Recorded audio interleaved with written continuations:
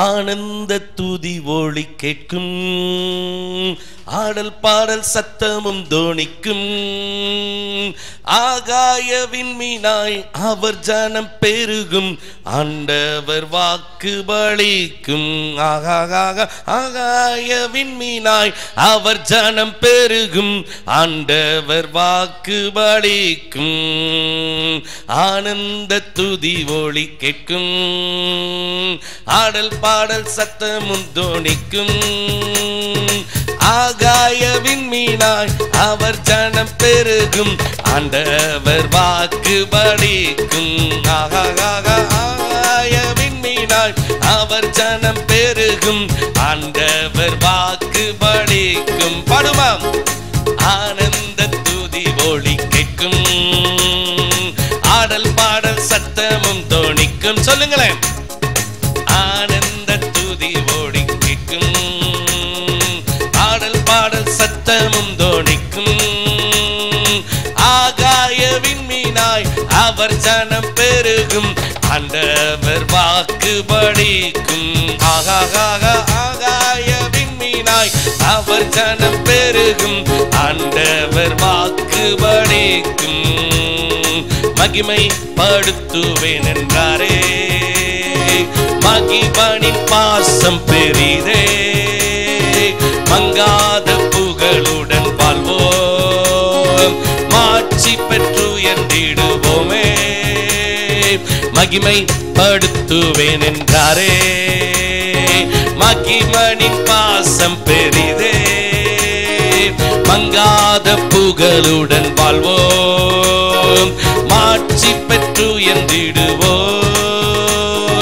குறுகிட மாட்டோம், குன்றிட மாட்டோம், கரையில்லா தேவனின் வாக்கு.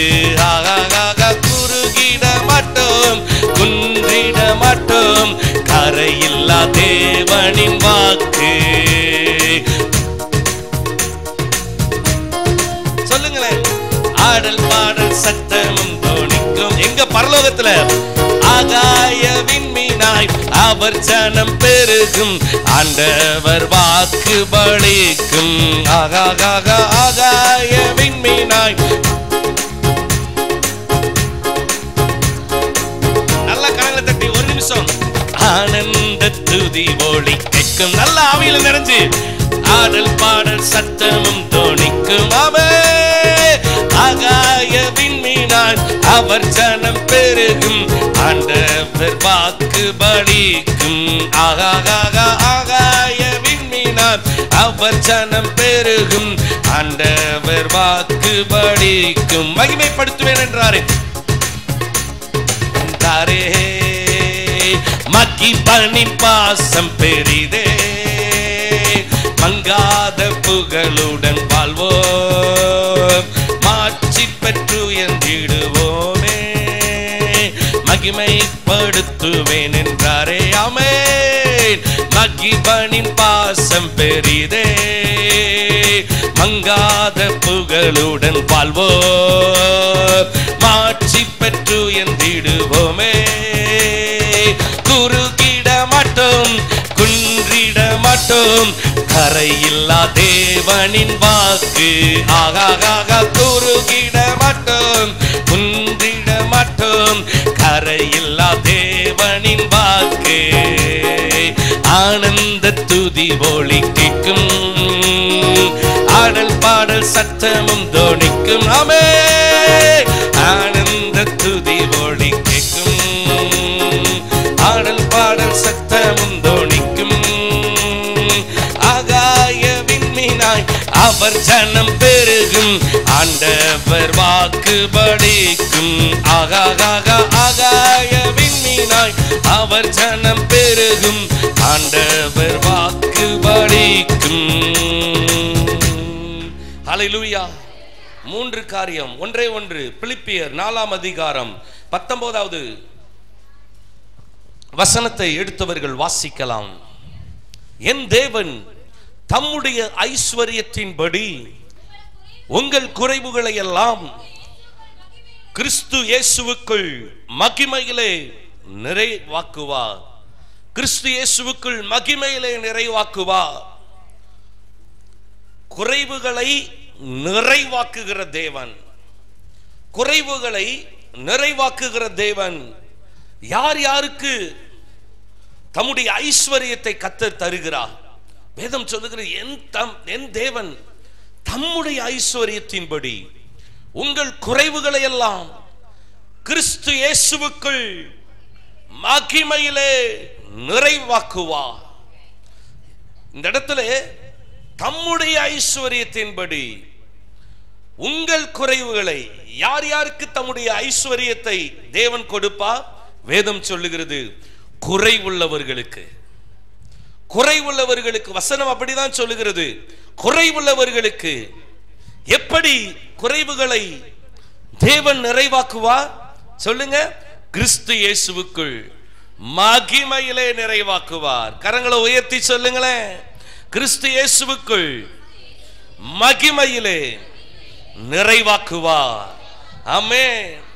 நம்முடைய தேவன் நம் வாழ்க்கையிலே இருக்கிற குறைவுகளை மகிமையிலே நிறைவாக்க வேண்டுமானால் 3 காரியத்தை செய்ய வேண்டும். 1, பலிபீடத்தின் மேல் படைக்க வேண்டும். 2, பரிந்து பேச வேண்டும். 3, ஏழை எளியவர்களுக்கு கொடுக்க வேண்டும். தேவன் நம்முடைய குறைவுகளை நிறைவாக்க வேண்டுமானால் வேதம் அழகாக சொல்லுகிறது, பலிபீடத்தின் மேல் படைக்க வேண்டும். 1 சாமுவேல் 15ஆம் அதிகாரம் 22வது வசனத்தை பிரட்டினவர்கள் வாசிக்கலாம். வாசிக்க கேட்போம். கர்த்தருடைய சத்தத்திற்கு கீழ்ப்படிகிறதை பார்க்கிலும், சாமுவேல் கர்த்தருடைய சத்தத்திற்கு கீழ்ப்படிவதை பார்க்கிலும், கர்த்தருடைய சத்தத்திற்கு கீழ்ப்படிகிறதை பார்க்கிலும் சர்வாங்க தகன பலிகளும் கர்த்தருக்கு பிரியமாயிருக்குமோ? கர்த்தருக்கு பிரியமாயிருக்குமோ? பலியை பார்க்கிலும் கீழ்ப்படிதலும், பலியை பார்க்கிலும் கீழ்ப்படிதலும், ஆட்டுக்கடாக்களின் நிணத்தை பார்க்கிலும், ஆட்டுக்கடாக்களின் நிணத்தை பார்க்கிலும் செவி கொடுத்தலும் உத்தமம். செவி கொடுத்தல் உத்தமம். இன்னைக்கு ஆண்டவர் சொல்லுகிற மிக முக்கியமான காரியம், பலிபீடத்தின் மேல் நிறைய பேர்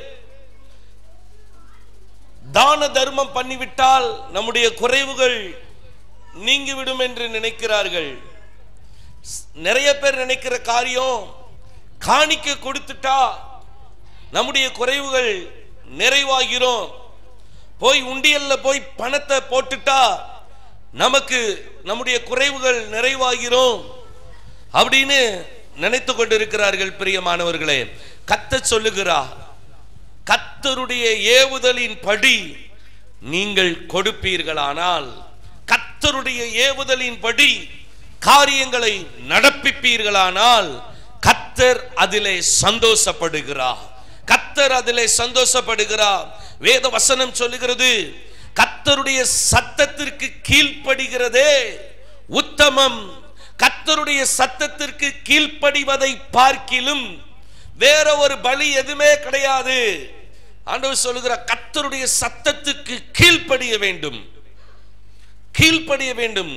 மார்க் 12:32 சொல்லுகிறது, உன் முழு இருதயத்தோடும், உன் முழு மனதோடும், உன் முழு ஆத்துமாவோடும், உன் முழு பலத்தோடும், உன் முழு பலத்தோடும் நீ அவரிடத்திலே அன்பு கூறுகிறதும், தன்னிடத்தில் அன்பு கூறுகிறது போல் பிறரிடத்தில் அன்பு கூறுகிறதும் சர்வாங்க தகனம் முதலிய பலிகளை பார்க்கிலும் முக்கியமாயிருக்கிறது. ஆண்டவர் சொல்லுகிறார், நீ பலி செலுத்தலாம், எவ்வளவோ காணிக்க கொடுக்கலாம், என்னென்னமோ பண்ணலாம், ஆனா உன்னிடத்தில் நீ எப்படி அன்பு கூறுகிறாயோ, உன் பிள்ளையினிடத்தில் எவ்வளவு அன்பு வைத்திருக்கிறாயோ, உன் குடும்பத்தாரிடத்தில் எவ்வளவு அன்பு வைத்திருக்கிறாயோ, அதே அன்பை பிறரிடத்திலும் வைக்க வேண்டும், பிறரிடத்திலும் வைக்க வேண்டும். இதுதான் தகன பலி. வேற எந்த பலி செலுத்தினாலும் அது கர்த்தருக்கு உகந்தது அல்ல, உகந்தது அல்ல. நாம் செலுத்துகிற பலி ஒன்னே ஒண்ணு, உங்களிடத்தில் எப்படி நீங்க அன்பு கூறுறீங்களோ, உங்களுக்கு அருமையானவர்களிடத்தில் எப்படி நீங்க அன்பு கூறுறீங்களோ, அதே போல பிறரிடத்திலும் நீங்கள் அன்பு கூற வேண்டும் என்று கர்த்தர் விரும்புகிறார். ஓசியா தீர்க்கதரிசி சொல்லும் போது ஓசியா 6:6 சொல்லுகிறது, பலியை அல்ல இரக்கத்தையும் தகன பலிகளை பார்க்கிலும் தேவனை அறிகிற அறிவையும் விரும்புகிறேன். பலி செலுத்திட்டா, காணிக்க கொடுத்துட்டா, பொருத்தனையை நிறைவேற்றிட்டா, நிறைய பேர் சொல்லுவாங்க வேண்டி கடனை நிறைவேற்றிட்டா காரியம் நடந்துரும். ஆண்டவர் பலியை அல்ல, அது ஒரு பகுதி. பலியை அல்ல, ஆண்டவர் இரக்கத்தை விரும்புகிறார், கீழ்ப்படிதலை விரும்புகிறார், கர்த்தருடைய சத்தத்துக்கு செவி கொடுக்க வேண்டும் என்று விரும்புகிறார். இதே வசனத்தை இயேசு சுவாமி சொல்லும்போது புதிய ஏற்பாட்டிலே ஞாபகப்படுத்துகிறார். மத்தேயு எழுதின சுவிசேஷம் 12ஆம் அதிகாரம் 7வது வசனத்தை பரட்டினவர்கள் வாசிக்கலாம். பலியை அல்ல இரக்கத்தையே விரும்புகிறேன் என்பதின் கருத்து என்னவென்று ஓசியா தீர்க்கதரிசி என்னுடைய பிள்ளை பழைய ஏற்பாட்டில் இந்த வார்த்தையை சொல்லி இருக்கிறான். பலியை அல்ல இரக்கத்தையே விரும்புகிறேன் என்பதின் கருத்து இன்னதென்று அறிந்தீர்களானால் குற்றம் இல்லாதவர்களை நீங்கள் குற்றப்படுத்த மாட்டீர்கள். குற்றம் இல்லாதவர்களை நீங்கள் என்ன செய்ய மாட்டீங்க? குற்றப்படுத்த மாட்டீர்கள். குற்றப்படுத்த மாட்டீங்க. குற்றம் இல்லாதவர்களை நீங்கள் குற்றப்படுத்த மாட்டீர்கள்.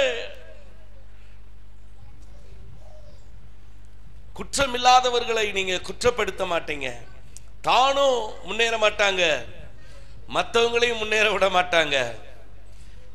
நீங்க ஒரு 3 நாட்டு நண்டுகளை பிடிச்சு அவங்க வெளிநாட்டுக்கு எக்ஸ்போர்ட் பண்ணி கொண்டு போறாங்க, ஏற்றுமதி பண்ணி கொண்டு போறாங்க. 3 நாட்டு நண்டு, அமெரிக்கா நாட்டு, ஜப்பான், சைனா இல்ல, ஜப்பான், இந்தியா, இந்த 3 நாட்டினுடைய நண்டுகளை நல்ல பாக்ஸ் பண்ணி நல்லா க்ளோஸ் பண்ணி கொண்டு போறாங்க. கடல்ல கொண்டு போயிட்டு இருக்கும்போது நடந்த ஒரு காரியம். அதுல ஒரு அமெரிக்காக்காரன் இருந்தான். அவன் சொன்னா, oh what a beautiful, America நண்டு மூடி வச்சிருக்கு, ஜப்பான் நண்டு மூடி வச்சிருக்கு, ஆனா இந்திய நண்டை மட்டும் ஏன் மூடி வைக்கவில்லை என்று அவன் கேட்டான். கேட்டதுக்கு இந்தியாக்காரன் சொன்னா, எங்க நண்டு தப்பிச்சு போகாது, ஒரு நண்டு மேலே ஏறுச்சுன்னா இன்னொரு நண்டு என்ன செஞ்சிடும், அந்த காலை பிடிச்சி என்ன செஞ்சிடும், இழுத்து போட்டுரும். தானும் மேலே போகாது, மற்றவங்களையும் மேலே போக விட்டாது. அதனாலதான் நாங்க தைரியமா திறந்து வச்சிருக்கிறோம். தானும் கூட்டம் நடத்த மாட்டாங்க, ஆனா மற்றவங்க கூட்டம் நடத்தினாலும் அதை என்கரேஜ் பண்ணனாலும் வரலனாலும் மனமடிவாக்குகிற வார்த்தைகளை பேசாமல் அவங்க என்ன செய்ய மாட்டாங்க, இருக்க மாட்டாங்க. மற்றவர்களை வேதம் சொல்லுகிறது பலியை அல்லப்பா இரக்கத்தையே விரும்புகிறேன். நானா ஒருத்தங்க கூட்டம் நடத்துவாங்கன்னா முன்னாடி போய், ஆண்டவரே இந்த கூட்டத்துல தெய்வ பிரசன்னம் இறங்கி வரட்டும், கிரியைகள் நடக்கட்டும், அற்புதம் நடக்கட்டும். தேவ மனிதர் தொண்டையில கொஞ்சம் அப்படியே அவர் பேசும்போதே கொஞ்சம் தொண்டை கட்ட ஆரம்பிச்சுச்சுன்னா நான் ஜெபம் பண்ணி, ஆண்டவரே இந்த வேதனையை நான் அறிஞ்சிருக்கிறேன், அவருடைய தொண்டையை லெகுவாக்குங்க, அவர் பேசுற வார்த்தை ஃப்ளூவன்சியா வரட்டும், அவர் பேசுற வார்த்தை இடைஞ்சல் இல்லாம அவர் பேசட்டும் அப்படின்னு நம்ம பின்னாடி இருக்கிற ஊழியக்காரங்க முன்னாடி பேசுகிற ஊழியக்காரங்களுக்காக ஜெபிக்கும் போது நிச்சயமாக அந்த ஜெபத்தை கேட்பா. வேதம் அழகாக சொல்லுகிறது. இயேசு சுவாமி சொல்ற, பலியை அல்லப்பா இரக்கத்தையே விரும்புகிறேன் என்பதின் கருத்து என்ன தெரியுமா? குற்றமில்லாதவர்களை நீங்கள், அந்த கருத்து என்னன்னு தெரிஞ்சிச்சுன்னா நீங்க குற்றமில்லாதவர்களை ஒரு நாளும் நீங்கள் குற்றப்படுத்த மாட்டீர்கள். ஆமென் சொல்லுங்க. ஹல்லேலூயா. சங்கீதம் 50:5 சொல்லுகிறது. எடுத்தவர்கள் வாசிக்கலாம். சங்கீதம் 50:5.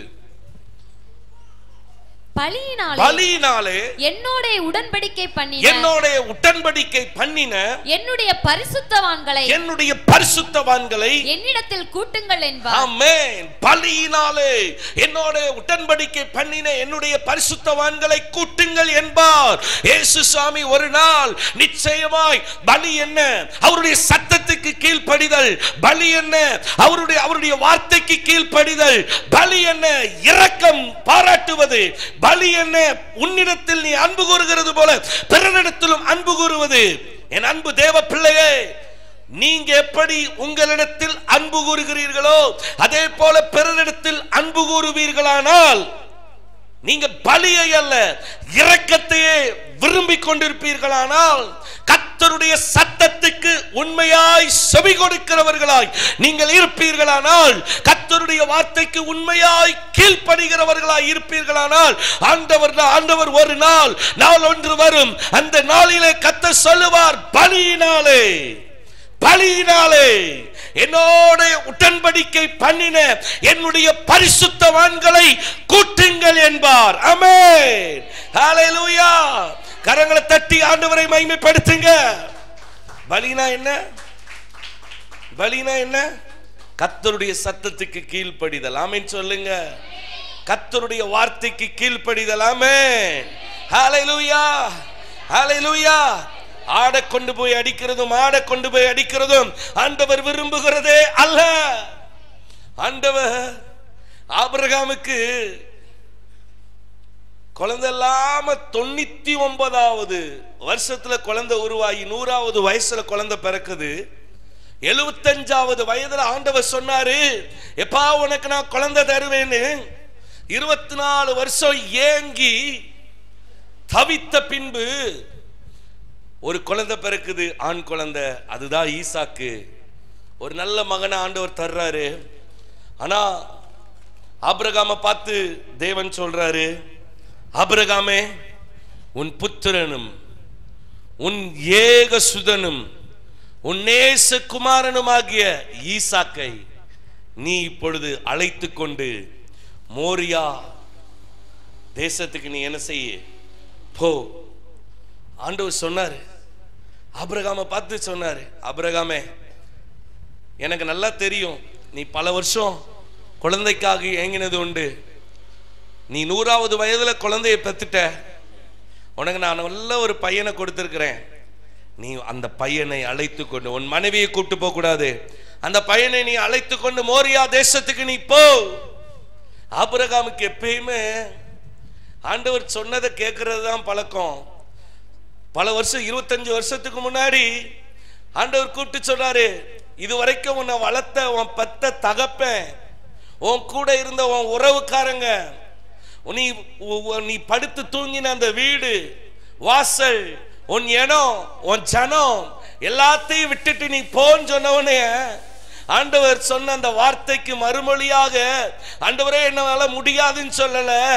ஆபிரகாம் அந்த நேரத்திலையும் ஆண்டவரை பார்த்து சொல்றாரு, ஆபிரகாம் ஆண்டவர் சொன்ன வார்த்தையின்படி புறப்பட்டு போகிறார். இப்பொழுதும் ஆண்டவர் அந்த வார்த்தையை நம்பிதான் என் பிள்ளை ஆபிரகாம் என் சொல்ல கேட்பான் அப்படின்னு சொல்லி ஆண்டவர் மறுபடியுமாக பேசுகிறார். ஆபிரகாமே, உன் ஏகசுதனும் உன் புத்திரனும் உன் நேசகுமாரனுமாகிய ஈசாக்கை கூட்டிக் கொண்டு மோரியா தேசத்துக்கு நீ போ.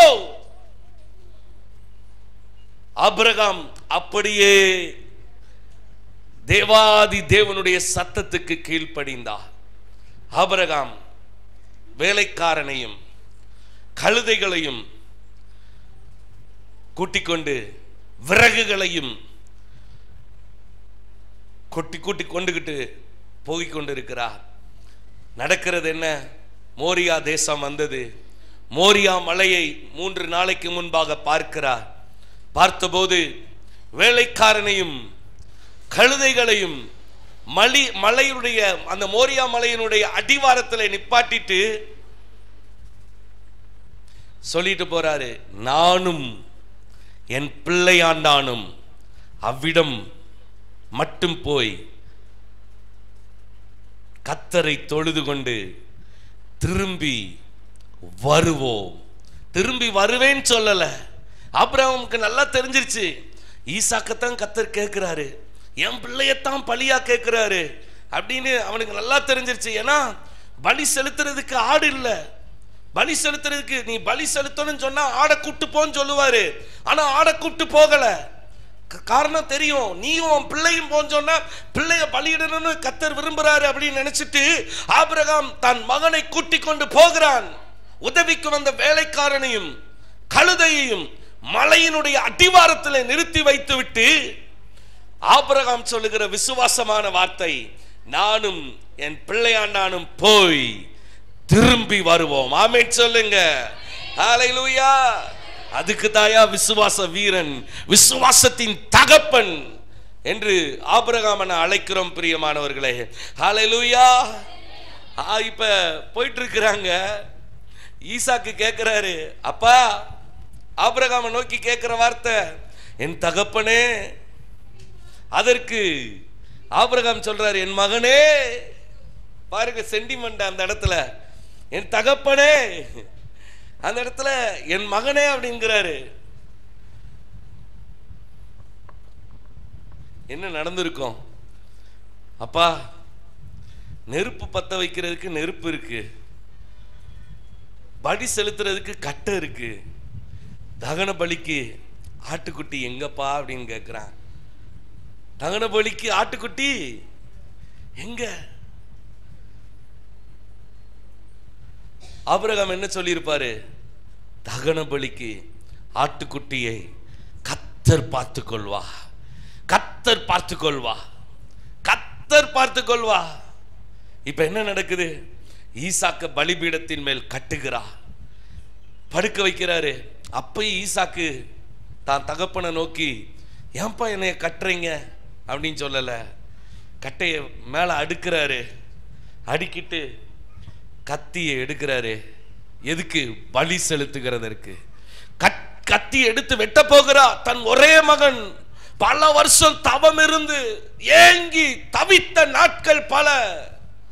ஆனால் வெட்டுகிறதற்கு கத்தியை ஓங்குகிறார். அப்பதான் கர்த்தருடைய தூதனானவர் வானத்திலிருந்து ஒரு சத்தம், ஆபிரகாமே, வாசிங்க, ஆபிரகாமே. அப்பொழுது கர்த்தருடைய தூதனானவர் வானத்திலிருந்து ஆபிரகாமே, ஆபிரகாமே, ஆபிரகாமே என்று ஆபிரகாமே என்று கூப்பிட்டார். அவன் இதோ அடியேன் என்றான். இதோ அடியேன் என்றார். சீக்கிரம். அப்பொழுது அவர் பிள்ளையாண்டான் மேல் உன் கையை போடாதே, பிள்ளையாண்டான் மேல் உன் கையை போடாதே, அவனுக்கு ஒன்றும் செய்யாதே, நீ அவனை உன் புத்திரன் என்றும் அவனை நீ உன் புத்திரன் என்றும் உன் ஏகசுதன் என்றும் பாராமல் எனக்காக ஒப்பு கொடுத்தபடியினால் நீ தேவனுக்கு பயப்படுகிறவன் என்று இப்பொழுது அறிந்திருக்கிறேன் என்றார். இப்பொழுது அறிந்திருக்கிறேன். ஆபிரகாமே, ஆபிரகாமே, பிள்ளையாண்டான் மேல் உன் கத்தியை போடாதே, உன் கையை போடாதே, பிள்ளையாண்டவனுக்கு ஒன்றும் செய்யாதே. ஓ ஏகசுதன் என்றும் உன் புத்திரன் என்றும் உன் நேசகுமாரன் என்றும் பாராமல் நீ எனக்கு கீழ்ப்படிந்தபடியினால், என் சத்தத்துக்கு கீழ்ப்படிந்தபடியினால், என் வார்த்தைக்கு கீழ்ப்படிந்தபடியினால், ஓ ஆபிரகாமே, அவனை ஒன்றும் செய்யாதே. உனக்கு தேவையான பலி செலுத்துகிறதற்கு ஆடை உனக்கு நான் வைத்திருக்கிறேன். அது ஒரு முள் புதருக்குள் கிடந்தது. ஆபிரகாம் தன் மகனுடைய கட்டுகளை கலட்டி விட்டு ஆபிரகாமும் ஈசாக்கும் இணைந்து கர்த்தருக்கு சர்வாங்க தகன பலியை செலுத்தி கர்த்தரோடு உடன்படிக்கை பண்ணினார்கள். ஆமென் சொல்லுங்க. ஹல்லேலூயா. பலிபீடத்தின் மேல் ஈசாக்கை படைத்ததினால் கர்த்தர் ஆபிரகாமை நோக்கி சொல்லுகிறார். அதே அதிகாரத்துல கீழே 22வது அதிகாரம் 17வது வசனத்துல ஆண்டவர் கொடுக்கிற ஆசீர்வாதம் நான் உன்னை ஆபிரகாமே, உன் ஏகசுதனும் உன் புத்திரனும் உன் நேசகுமாரன் என்று பாராதபடி உன் மகனை எனக்காக பலி செலுத்த நீ ஆயத்தமானபடியினால், எனக்கு கீழ்ப்படிந்தபடியினால், என் சத்தத்துக்கு கீழ்ப்படிந்தபடியினால், ஆபிரகாமே நான் உன்னை ஆசீர்வதிக்கவே ஆசீர்வதித்து உன் சந்ததியை வானத்து நட்சத்திரங்களை போலவும் கடற்கரை மணலை போலவும் பெருகவே பெருக பண்ணுவேன். உன் சந்ததியார் உன் மூலமாய் உருவாக்கப்படுகிற சந்ததியார் தங்கள் சத்துருக்களின் வாசல்களை சுதந்தரித்துக் கொள்வார்கள். ஆபிரகாமே, நீ உன் புத்திரனும் உன் ஏகசுதனும் உன் நேசகுமாரன் என்று பாராமல் உன் பிள்ளையை எனக்கு பலி செலுத்துவதற்கு நீ ஆயத்தமானபடியினால், கீழ்ப்படிந்தபடியினால், ஆபிரகாமே நான் உன்னை ஆசீர்வதிக்கவே ஆசீர்வதிப்பேன். உன் சந்ததியை வானத்தின் நட்சத்திரங்களைப் போல பெருக பண்ணுவேன், கடற்கரை மணலை போல பெருக பண்ணுவேன். உன் சந்ததியார் தங்கள் சத்துருக்களின் வாசல்களை சுதந்தரித்துக் கொள்வார்கள். எப்படிப்பட்ட ஆசீர்வாதம் ஆபிரகாமுக்கு கிடைச்சிச்சுன்னு பாருங்க. கரங்களை தட்டி ஆண்டவரை மகிமைப்படுத்துங்க. ஹல்லேலூயா, ஹல்லேலூயா. என் அன்பு தேவ ஜனமே, பலிபீடத்தின் மேல் உங்க ஜாதி என்கிற அந்த காரியத்தை தூக்கி வச்சிருங்க. ஜாதியை தூக்காதீங்க. கிறிஸ்தவ பிள்ளைகள், கர்த்தருடைய உங்களுக்குள்ள ஓடுற ரத்தம் சிகப்பு தான். அது யாரோட ரத்தம்? இயேசு கிறிஸ்து. உங்களுக்காக அவர் விலை கொடுத்து கிரயம் எடுத்து உங்களுக்காக சிந்தின ரத்தம் தான் ஒவ்வொருவருக்குள் ஓடுகிறது. நான் கர்த்தருடைய பிள்ளை, ரட்சிக்கப்பட்ட பிள்ளை, அபிஷேகிக்கப்பட்ட பிள்ளை அப்படின்னு நீங்க ஒருவேளை சொல்லிக் கொண்டிருப்பீர்களானால், ஜாதி, நீங்க என்ன ஜாதிங்கிறத மறந்துடுங்க. ஆமென், அல்லேலூயா. இன்னைக்கு எத்தனை பேர் உங்க ஜாதியை தூக்கி பலிபீடத்தின் மேல் வைக்க ஆயத்தமாக இருக்கிறீர்கள்? ஆமென், ஹல்லேலூயா, ஹல்லேலூயா. உங்களுக்கு ஆண்டவர் அனுபவிக்கிறதுக்கு நல்ல சொத்து கொடுத்திருப்பாரு, நல்ல வீடு கொடுத்திருப்பாரு, நல்ல பிள்ளைகள் கொடுத்திருப்பாங்க, நல்ல கணவன் கொடுத்திருப்பாரு. அதை தூக்கி வச்சு ஆடாதீங்க. அதை பலிபீடத்தின் மேல் தூக்கி வைங்க. அதை கர்த்தர் விரும்புகிறார். ஹல்லேலூயா. சாக்ரிஃபைஸ். தம் பிள்ளைய தியாகம் பண்ண துணிந்த ஆபிரகாமுக்கு கர்த்தர் கொடுத்த ஆசீர்வாதம். இன்னைக்கு சாக்ரிஃபைஸ் தேவை. என் குடும்பம், என் பிள்ளை, என் கணவன், நான் நல்லா இருந்தா போதும். அதனாலதான் இன்னைக்கு நம்ம வாழ்க்கையில ஒண்ணுமே செய்ய முடியல. பலிபீடத்தின் மேல் படைக்க வேண்டும், பலிபீடத்தின் மேல் படைக்க வேண்டும். உங்கள் ஆவி, ஆத்துமா, சரீரத்தை இன்னைக்கு பலிபீடத்தின் மேல தூக்கி வைங்க. உங்க சரீரத்தை இச்சை ஆண்டு கொள்ளக்கூடாது. உங்க ஆவியை சத்துரு ஆண்டு கொள்ளக்கூடாது. உங்க ஆவி, ஆத்துமா, சரீரத்தை பலிபீடத்தின் மேல் தூக்கி வை. என் அன்பு தங்கை, என் அன்பு தம்பி, என் அன்பு தாய்மார்களை கர்த்தர் சொல்லுகிற வார்த்தை, பலிபீடத்தின் மேல் படைக்க வேண்டும். ஆபிரகாமுக்கு அதுக்கடுத்து குறைபட்டானா? இல்லை. கர்த்தர் தம்முடைய ஐஸ்வரியத்தின்படி ஆபிரகாமுடைய குறைவை கர்த்தர் மாற்றினார். பலிபீடத்தின் மேல் யார் ஒருவர் உங்களை நீங்கள் அர்ப்பணிக்கிறீர்களோ அவர்களுக்கு கர்த்தர் கொடுக்கிற ஆசீர்வாதம் ஆசீர்வதிப்பா. ஆமென், ஹல்லேலூயா. எத்தனை பேர் இப்ப உரிமை கொண்டாடி கொண்டிருக்கிற ஒவ்வொன்றையும் நீங்க தூக்கி பலிபீடத்தின் மேல் அர்ப்பணிக்க போகிறீர்கள். கரங்களை உயர்த்தி ஆமென் என்று சொல்லுங்க. ஹல்லேலூயா. அரசியல் தலைவர்களை நீங்க தூக்கி நெஞ்சில சுமந்துட்டு இருக்காதீங்க. அவங்கள பெருமை பாராட்டாதீங்க. சினிமா நடிகர்களை தூக்கி உங்க இருதயத்துல வைக்காதீங்க. அவங்கள உயர்த்தி பேசாதீங்க. உங்களுக்கு யாராவது உதவி செய்தவர்களை நீங்க பெருசா நினைக்காதீங்க. அதை நீங்க பெருசா நினைக்காதீங்க. அதை நீங்க பலிபீடத்தின் மேல் வைங்க. அவங்களையே சார்ந்து இருக்கிறது, அவங்களையே நாடி இருக்கிறது, அவங்க சொல்றதையே கேட்கிறது. நோ, கர்த்தர் ஒருவரே உங்களுக்கு ஆலோசனை கர்த்தர். ஆமென். அந்த உதவி செய்யக்கூடிய உள்ளத்தை யார் கொடுத்தது? கர்த்தர். கர்த்தர் அவரை மாத்திரமே நினைக்க வேண்டும். மற்ற எல்லாம் ஒரு பொருட்டா என்ன செய்யக்கூடாது, நினைக்கவே கூடாது. ஹல்லேலூயா.